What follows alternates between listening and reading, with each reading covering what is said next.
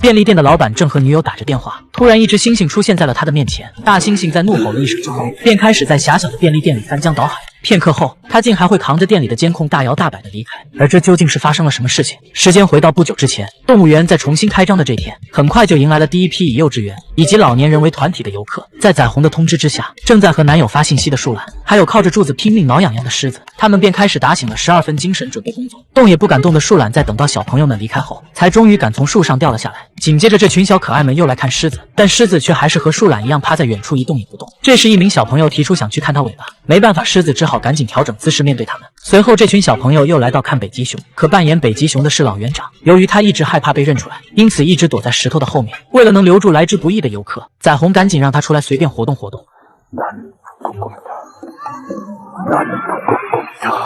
선생님, 봄이 추운가 봐요. 친구들, 원래 북극곰은 추운 북극에 살기 때문에 따뜻한 우리나라에선 추위를 많이 느껴요. 另一边的猩猩表现欲却非常强烈，为了不避免穿帮，彩虹赶紧通过耳机让他适可而止。在结束了一天的工作之后，虽然此时所有的员工都已累瘫，但彩虹却对他们今天的表现不够满意。于是隔天他便决定亲自出去指挥，但狮子这边却差点出事。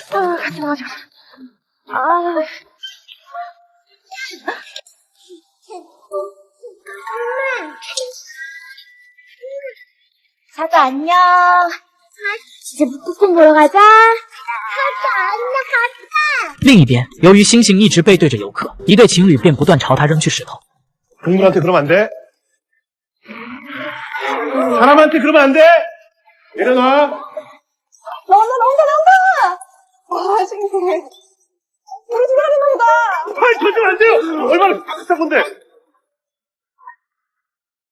与此同时，扮演树懒的小雅只能一直趴在树上。经过几天的观察，虽然现在动物园有了一点盈利，但如果要达到可观的利润，还是有一段距离。于是彩虹当即决定要再定制一头长颈鹿添进这里。这天工作结束后，暗恋小雅许久的同事阿笑突然发现对方竟在偷偷的哭泣。原来他不仅被便利店的男友骗走了3000万之外，而且现在对方还将他无情抛弃。为了能帮心爱的女孩出头，当天夜里他便穿好了猩猩的服装，接着悄悄出现在了便利店老板的面前。在大声的怒吼之后，便立刻开始疯狂打砸店内的商品。 最后从监控室里搬走了整个录像。等到警察来到现场之后，面对老板的虎狼之词，他们理所应当地认为对方在纯属扯淡。于是隔天一早，气急败坏的他便打算亲自到动物园一探究竟，但没想到竟被他在路上不小心看见了树懒。惊慌失措的树懒只好赶紧拼命地逃窜。就在男人刚刚将他制服时，好在猩猩及时赶到，他一拳一拳地狠狠砸在对方的脸上。恍惚间，男人也看到了正在赶来的北极熊和狮子。现在被人发现了动物园的秘密，小雅只好利用感情牌和男友展开了谈判。最后在阿肖诚恳的道歉下，男友这才选择不再对他们进行追究。当天晚上，彩虹去到道具店准备来拿做好的长颈鹿，但令他没想到的是，